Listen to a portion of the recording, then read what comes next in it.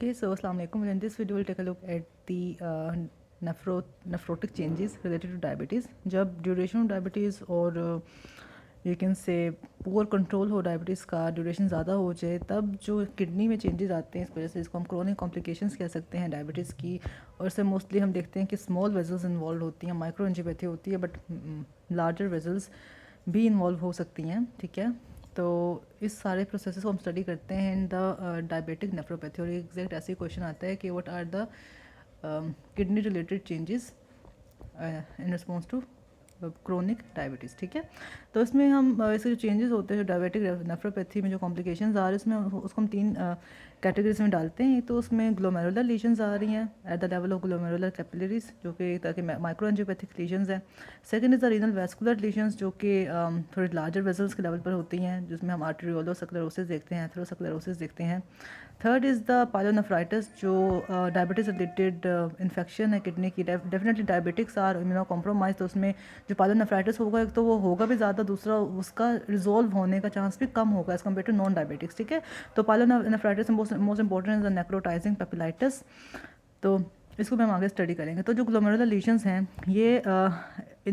ये मतलब diabetic nephropathy का part, as a part of diabetic nephropathy पूछा जाता है। और ये इटसेल्फ भी एक अलग से भी एज अ क्वेश्चन पूछा जाता है कि what are the glomerular lesion associated with diabetic nephropathy. ठीक है, तो ग्लोमेरुलर लीजन, एक तो हमने देखा कि डायबिटिक नेफ्रोपैथी में तीन चीज़ें देखी कि ग्लोमेरुलर लीजन्स हैं, वास्कुलर लीजन्स हैं और पायलोनेफ्राइटिस है।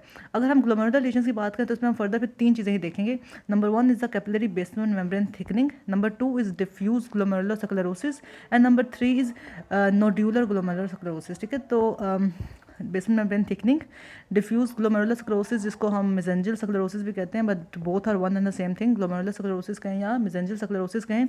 और third is nodular glomerular sclerosis. ठीक है, तो जो ग्लोमेरुलर कैपिलरी बेसमेंट मेम्ब्रेन है, उसकी थिकनिंग हो रही है and it gets thicken along its entire length. ठीक है, this changes can be detected by electron microscopy within a few years of the onset of disease. Within few years हमें on electron microscopy capillary basement membrane की thickening नज़र आ जाती है। ठीक है, अच्छा, second change was at the level of glomerula, जो सेकंड चेंज आया that is the diffuse mesangial sclerosis. Diffuse mesangial sclerosis का मतलब ये है कि जो मेसेंजियम है, जो extracellular matrix at the level of glomerula है, उसकी डिपोजिशन ज़्यादा हो जाएगी, उसकी थिकनिंग ज़्यादा हो जाएगी। ठीक है, तो ना सिर्फ मेसेंजियल स्क्लेरोसिस हो रहा है, ना सिर्फ मेसेंजियल मैट्रिक्स की डिपोजिशन ज़्यादा हो रही है, साथ ही साथ मेसेंजियल सेल्स जो वहाँ पड़े हुए हैं, जो एक्सेलर मैट्रिक्स के सेल्स हैं, उसकी प्रोलिफरेशन भी हो रही है और ग्लोमेरुलर बेसमेंट मेम्ब्रेन की थिकनिंग भी हो रही है। ठीक है, तो तीन चीज़ें हो रही हैं। Number one, there is increase in the mesangial matrix.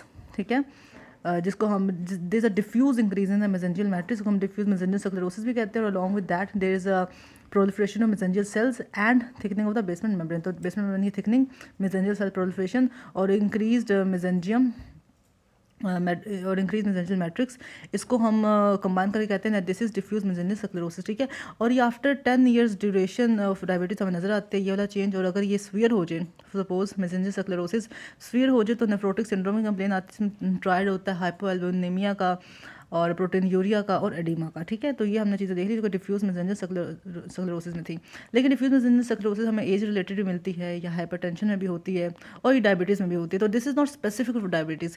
जबकि जो नोड्यूलर ग्लोमेरुलर स्क्लेरोसिस है, ठीक है, या जो नोड्यूलर मेसेंजियल स्क्लेरोसिस है, जिसको हम किमल स्टील विल्सन लीजन भी कहते हैं, और इट सेल्फ ऐसे ही एमसीक्यू में पूछा जाता है, this is characteristic for diabetes. ये हमें हाइपरटेंशन में या एज रिलेटेड नेफ्रोपैथी में नज़र नहीं आएगा। ठीक है, तो ये डिस्टिंक्टिव ग्लोमेरुलर लीजन है कैरेक्टराइज्ड बाय बॉल। अच्छा, उसमें तो हमने देखा था कि डिफ्यूज डिपोजिशन हो रही थी मैट्रिक्स की। इसमें क्या हो रहा है कि you can say localised deposition हो रही है मेसेंजियल मैट्रिक्स, जिसको हम कहते हैं कि बॉल लाइक डिपोजिशन हो रही है लैमिनेटेड मैट्रिक्स की in the periphery of glomerulus. ठीक है, ball like deposition of laminated matrix या laminated mesangial matrix in the periphery of glomerulus. और ये जो बॉल लाइक या जो नोड्यूलर डिपोजिशंस हैं मैट्रिक्स की, दीज आर पीएस पॉजिटिव, और इसमें हमें इंट्रैप्ड मेसेंजियल सेल्स भी मिलते हैं। तो मैट्रिक्स तो बेसिकली ना हमें ये ऐसा कुछ मिलता है कि बीच में मैट्रिक्स का कोर होता है। मैट्रिक्स में तो डेफिनेटली एक्सोसेलुलर मैट्रिक्स में हाइलन कंपोनेंट होता है, तो बीच में हाइलन कोर होता है, उसके इर्द गिर्द हमें मेसेंजियल सेल्स मिलते हैं। तो इस पूरे को हम कहते हैं that this is nodular glomerular sclerosis के hyaline core surrounded by mesangial cells, और इसी को हम नोड्यूलर ग्लोमेरुलर स्क्लेरोसिस भी कहते हैं। ठीक है, और ये हमें 15 to 30% इंडिविजुअल्स में मिलता है। और एज ऑलरेडी टोल्ड यू कि जो ये नोडुलर फॉर्म है glomerular sclerosis, this is pathognomic for diabetes, ये हमें हाइपरटेंशन या एज रिलेटेड नेफ्रोपैथी में नहीं मिलेगा। और चूंकि जो nodular glomerular sclerosis it has a tendency to cause ischaemia as well, तो उस इस्कीमिया की वजह से जो कॉर्टिकल सर्फेस होता है किडनी का, वहाँ पर हमें ग्रेन्यूल्स मिलेंगे, ठीक है। तो ग्रेन्यूल अपीयरिंग कॉर्टिकल सर्फेस पे, finally granular appearing cortical surface पे हमें नजर आता है किडनी का due to nodular glomerular sclerosis की वजह से जो इस्कीमिया हो रहा है उसकी वजह से, ठीक है। ये बात हमें दो चेंजेस स्टडी, अब हमने ग्लोमेरुलर चेंजेस स्टडी कर लें। ग्लोमेरुलर चेंजेस में क्या हो रहा है, कैपिलरी बेसमेंट मेम्ब्रेन थिकनिंग हो रही है, डिफ्यूज मैसेंजर स्क्लेरोसिस हो रहा है, और नोडुलर ग्लोमेरुलर स्क्लेरोसिस हो रहा है। थर्ड, अच्छा सेकंड जो इसमें चेंजेस आ रहे थे वो हमने देखा था कि वैस्कुलर चेंजेस आ रहे थे। Most important one is the arteriolosclerosis and atherosclerosis, ठीक है। और ये बेसिकली मैक्रोवास्कुलर डिजीज़ है किडनीज की, जो कि डायबिटिक्स में मिलती है। और इसमें यही होता है कि हाइलिन आर्ट्रियोलो स्क्लेरोसिस होता है, हाइलिन डिपोजिशन होती है विद इन द आर्ट्रियोल्स, और ना सिर्फ एफरेंट बल्कि इफरेंट आर्ट्रियोल्स में भी हाइलिन की डिपोजिशन की वजह से वहाँ की थिकनिंग हो रही है आर्ट्रियोलर वॉल्स की।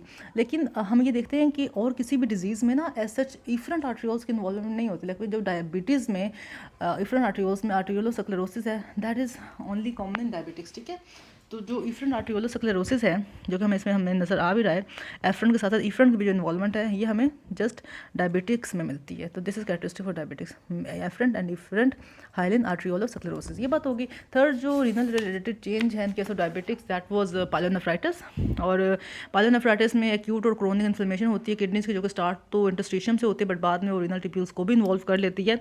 और हमें कहते हैं जो पायलोनेफ्राइटिस है, चूँकि डायबिटिक्स इम्यूनो कॉम्प्रोमाइज होता है, तो उसकी इंसिडेंस हमें ज़्यादा मिलती है डायबिटिक्स में as compare to non diabetics. और अगर एक बार ये हो जाए तो इसका जो कोर्स होता है वो भी थोड़ा स्वीयर होता है और ये जल्दी रिजॉल्व नहीं करता, ठीक है। वंस अफेक्टेड इसकी स्वीयर इन्वॉल्वमेंट होती है किडनीज की। और पायलोनेफ्राइटिस, एक्यूट पायलोनेफ्राइटिस की एक फॉर्म होती है जिसमें कहते हैं पेपिलरी नेक्रोटाइजिंग पेपिलाइटिस या पेपिलरी नेक्रोसिस। तो पेपिलरी नेक्रोसिस या नेक्रोटाइजिंग पेपिलाइटिस भी होता है। और ये भी ज़्यादा कॉमन है diabetes as compare to non diabetes. मतलब डायबिटीज़ में तो डिजीज़ की इंसिडेंस ज़्यादा है और अगर एक बार होगी तो उसकी सिवियरिटी भी ज़्यादा है। तो पायलोनेफ्राइटिस, glomerular changes या glomerular lesions and vascular lesions, these are the three kidney related complications of chronic diabetes. So that is all about it. Thank you. Allah Hafiz.